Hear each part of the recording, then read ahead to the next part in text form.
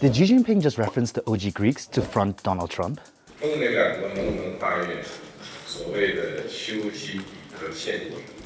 Caught that? He said Thucydides Trap. when the two met in Beijing. If you're not that into ancient Greek history, I got you. And by the way, yes, this is also about Taiwan. But first, this is Thucydides, a Greek historian and strategist. And his idea was that when an emerging power challenges an established one, war often follows. Back in his days, Athens was the new hot kid on the block, and Sparta was the alpha. You get the connection now?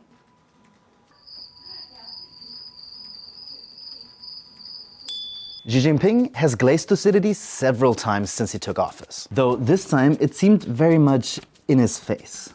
But why now? Well, analysts say the most likely cause for an escalation between the US and China will be Taiwan. Beijing sees Taiwan as a breakaway province, crucial for their national security, and seeks reunification. The small island has become a massive player in the global computer chip industry, producing about 90% of the world's most advanced semiconductors. And its position in the South China Sea is strategically critical for China. Since China and Taiwan went their separate ways nearly 80 years ago, the US has never recognized it as an official state. But it's a cornerstone for the US Indo-Pacific strategy. The US cares so much about Taiwan's autonomy that it even provides weapons. Though here's the catch. A week after Trump's Beijing visit, the US said it's going to pause a $14 billion arms deal, saying that it needs to save those resources for its war against Iran. The timing might not be a coincidence, which brings us back to the old Greek thing.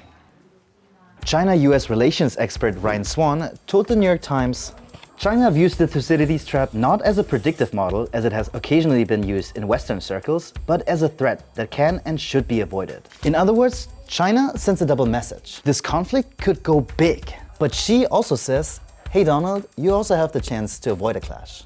So maybe Trump took the advice seriously when he pulled back the weapons sale. But of course, Trump won't take the L. He stressed that the US was a superpower in decline, but thanks to him, it's hot again. And that the US-Chinese relation is only going up from here.